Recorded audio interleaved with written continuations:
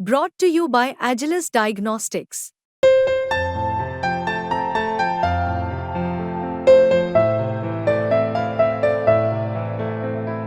Agilus Diagnostics. एक अशीच अचानक घटना, मी नाव नाही सांगत कोणाचं. ते म्हणाले की if you are going to become a prime minister we will support you. म्हणलं why you should support me and why I should take your support. To become a prime minister is not aim in my life. I am loyal to my conviction and my organization.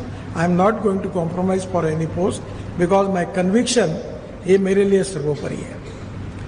कभी ना कभी मुझे लगता है कि ये जो conviction है यही हमारी भारतीय लोकतंत्र की सबसे बड़ी ताकत है.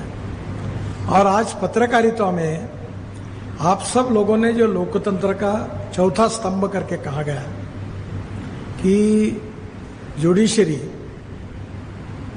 बाद में पत्रकारिता, media, executive wing and legislative wing, और इन सब जगहों पर ये चारों जब अपने आदर्शों के ऊपर चलेंगे तो ही लोकतंत्र यशस्वी होगा. और लोकतंत्र में वी आर हम लोग मदर ऑफ डेमोक्रेसी है, वर्ल्ड की सबसे बड़ी डेमोक्रेसी है और पूरे विश्व में हमारे प्रति आदर भी है. और इसलिए ऐसे जो पत्रकार है उनके जीवन में इतना बड़ा कार्य करने के बाद आज आर्थिक दृष्टि से पत्रकारों की स्थिति भी अच्छी नहीं है. हमारे यहाँ मराठी नाटक, मराठी चित्रपट में काम करने वाले संगीत, नृत्य, नाटक, बड़े बड़े कलाकारों की स्थिति अच्छी नहीं है और समाज ने इन लोगों के पीछे खड़े रहना चाहिए. जयवंत कुलकर्णी करके एक गायक थे, उनको हार्ट का ऑपरेशन करना पड़ा तो वो बोले मैं ऑपरेशन नहीं करता. तो मैंने उनको पूछा क्यों नहीं कर रहे. बोले मेरे पास पैसे नहीं. तो आप चिंता मत करिए, मैं व्यवस्था करूंगा.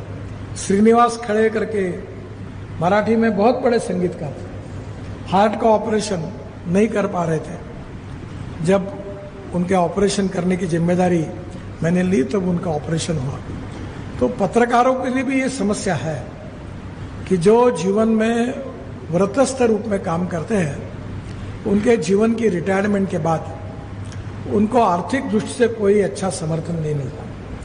पर कम से कम गिरीश भाव की ये विशेषता है, ये एक बात ऐसी है कि जिसके लिए हम सब लोग उनको सम्मान करते हैं कि समाज के सभी क्षेत्र में जो अच्छे लोग हैं उन अच्छे लोगों का सम्मान करना और उनके पीछे खड़े रहना, और ये करते समय जात, पंथ, धर्म, भाषा, विचार इसका कहीं भी संबंध न रखते हुए उस व्यक्ति को गौरवान्वित करना, ये काम वो नियमित रूप से करते हैं.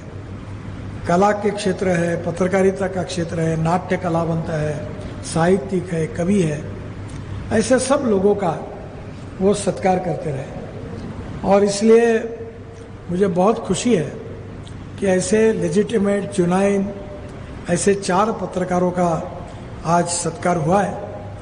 विवेक को भी मैं अनेक सालों से जानता हूँ, राम को भी जानता हूँ, रामू को भी जानता हूँ और श्रीमंत माने जी को भी, उनका भी जानने का मौका मुझे मिला है. और ये चारों जन अपने अपने क्षेत्र में बहुत अच्छा काम कर रहे हैं और इसलिए आज जो उनका सत्कार हुआ उनके सबके विशेष रूप से आगे का भविष्य, उनका जीवन ये निरोगी रहे, सुखी रहे, समृद्ध रहे, संपन्न रहे.